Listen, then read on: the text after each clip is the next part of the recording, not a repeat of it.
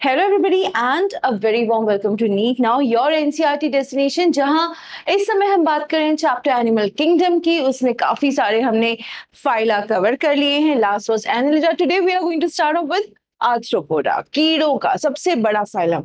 And make sure you subscribe ताकि जब भी हम नया वीडियो डालें आप तक उसकी नोटिफिकेशन आ जाए। ठीक है, बेल आइकन भी प्रेस कर दीजिएगा। सो चलिए, नाउ फाइलम आर्थ्रोपोडा देख के तो थोड़ा बहुत समझ ही गए होंगे। एंड वैसे भी वी हैव बीन डिस्कसिंग, जब से हम लोग द लिविंग वर्ल्ड स्टार्ट किए थे तब से I have been telling you that Arthropoda is the one that has the largest number of organisms, right. So चलिए, फाइलम आर्थ्रोपोडा क्या कहता है? This is the largest phylum of Animalia, which includes insects. Over 2/3 of all named species on Earth are arthropods. यानी अगर मुझे सबसे ज्यादा species कहीं मिलते हैं तो वो है आर्थ्रोपॉड। जस्ट इमेजिन 2/3, यानी कितना ज्यादा बड़ा होगा फाइलम आर्थ्रोपोडा। ऑब्वियसली जब हम इकोलॉजी देखेंगे तब हम देखेंगे कि आर्थ्रोपोडा में इतने सारे ऑर्गेनिजम्स हैं और इतनी सारी अलग अलग स्पीशीज हैं, चींटियों की, ऑर्किड्स की and what not. So you have an idea, right, कि कितना बड़ा है। They have organ system level of organization. हम बढ़ चुके हैं आगे। सेल्यूलर था, टिश्यू था, ऑर्गन था। Now they are talking about organ system, यानी कि एक आपका सिस्टम है जहां पे अलग अलग ऑर्गन साथ में हैं and they are performing some or the other function, जो पूरा एक कहलाएगा। लाइक सर्कुलेटरी सिस्टम है ना। सर्कुलेटरी सिस्टम की अगर बात करें, आर्थ्रोपॉड्स में जनरली ओपन टाइप होता है। कॉकरोच कभी पैर के नीचे आया हो गलती से तो देखा होगा एकदम ब्लड बाहर आ जाता है, transparent, right. So that is actually open type of circulation. Veins नहीं है, आर्टरीज नहीं है, कैपिलरीज नहीं है, सीधा जो है आपकी हार्ट से निकल के कैविटीज में आता है। और जो आपके टिश्यूज हैं दे बेथ इन इट, यानी वो उसमें नहा जाते हैं, लिटरली अगर मीनिंग देखें। They are bilateral symmetrical, triploblastic, segmented and coelomate. Butterfly देखिए, हमेशा आइडेंटिकल ड्रॉ करने की कोशिश करते हो, बायलैटरली सिमेट्रिकल यानी कि टू आइडेंटिकल हाफ्स। ट्रिप्लोब्लास्टिक है तो यहाँ पे नेक्स्ट चीज जो हम डिस्कस करेंगे वो क्या होगा आपका? Coelom, right. Segmented and coelomate. Segmented body है। If you see over here, यहाँ ग्रॉस हॉपर में आपको सेगमेंट्स दिखेंगे। इवन जब हम बटरफ्लाई बनाते हैं, है ना, इस तरीके से हम उसकी सेगमेंट्स बनाते हैं, ये, राइट। एंड देन जो हमारे पंख होते हैं वो बनाते हैं इस तरीके से, राइट। सो यहाँ पे जो ये चीज है, this is segmented. Even honey bee segmented. क्या है ये? सिल्कवर्म सेगमेंटेड, ठीक है। सो इस तरीके से we can know that these are segmented and coelomate, यानी कि प्रॉपर बॉडी कैविटी जो है वो प्रेजेंट है। The body of arthropods is covered by chitinous skeleton. Now this chitinous skeleton is very important, ठीक है। टफ भी होता है। सी इफ यू रिमेंबर, हम लोग जब फंगाई की बात कर रहे थे तब भी हमने वहां चिटिन की बात की थी। चिटिन इज अ सब्सटेंस जो अपने आप में बहुत टफ होता है। अब अगर वो कहीं भी आपको मिल जाए, इसका मतलब क्या होगा? वो पर्टिकुलर चीज को क्या एक तरीके से क्या कर रहा है वहां पे? स्ट्रॉन्ग बना रहा है, ठीक है। The body consists of head, thorax and abdomen. Head, thorax, abdomen नीचे, ठीक है। तो जितने भी आर्थ्रोपॉड्स हैं, अगेन जनरल कैरेक्टरिस्टिक्स है ज्यादा में, ठीक है। तो जितने भी आपके आर्थ्रोपॉड्स हैं, हेड है, थोरैक्स है, एब्डोमेन है, ठीक है। Bilaterally symmetrical, coelomate, segmented. They have jointed appendages. Arthros मतलब joint, poda मतलब appendages. Pseudopodia, यही कहते हैं ना हम false feet को, pseudopodium singular. पोडा मतलब होता है appendages, यानी कि limbs आपके। आर्थ्रोस मतलब joint, जुड़े हुए, ठीक है। अब ये जो है आपके कहीं ना कहीं नाम ही इनका आर्थ्रोपोडा है क्योंकि इनके jointed होते हैं सारे जो appendages हैं, they are jointed. Now respiratory organs are gills, book lungs और tracheal system. They are like book lungs, book gills जो होते हैं, they are kind of जैसे lungs like, exactly lungs नहीं, exactly gills नहीं। आपने देखा होगा ये सब जो है most of them have a larval stage, है ना। जैसे बटरफ्लाई की भी अगर हम बात करें, कैटरपिलर, राइट। सो कैटरपिलर भी है और आपका कहीं ना कहीं ऑर्गेनिज्म जो है वो बाद में अलग डेवलप हो रहा है। मॉस्किटो की बात करें, लार्वा है, लार्वा के बाद आपका मॉस्किटो बन रहा है। सो ये सब चीजें यही बता रही हैं कि इनमें गिल्स भी होंगे।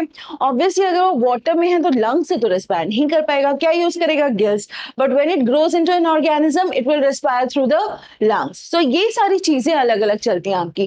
कहीं कहीं आपको ट्रैकियल सिस्टम भी मिलेगा।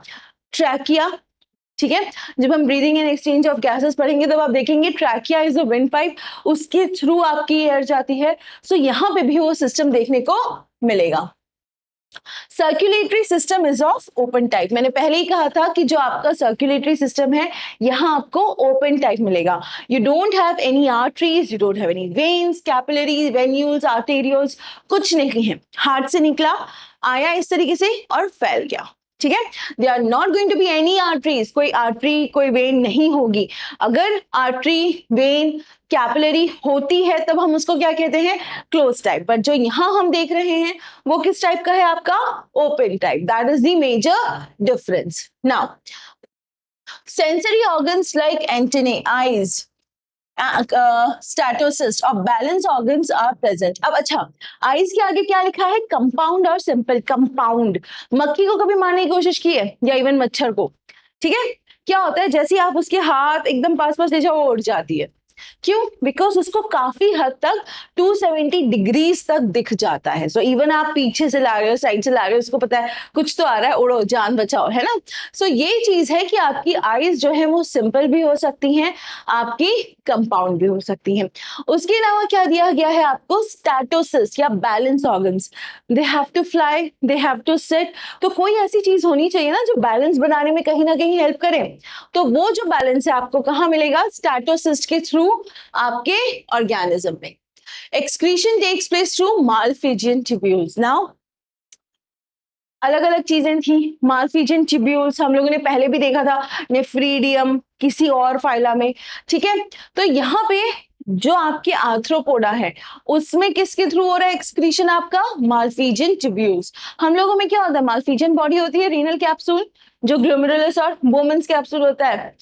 घबराइए मत, नहीं पता है मैं पढ़ाऊंगी, डोंट वरी, ठीक है। सो ये इसी तरीके से इनके अंदर होते हैं मालफिजियन ट्यूब्यूल्स जिनके through excretion occurs. They are mostly dioecious. Dioecious यानी separate sexes. hermaphrodite नहीं है, मेल एंड फीमेल अलग अलग है। Fertilisation is usually internal, mostly oviparous यानी कि आपके क्या हो गए? एग लेइंग, ठीक है। So these are egg laying animals.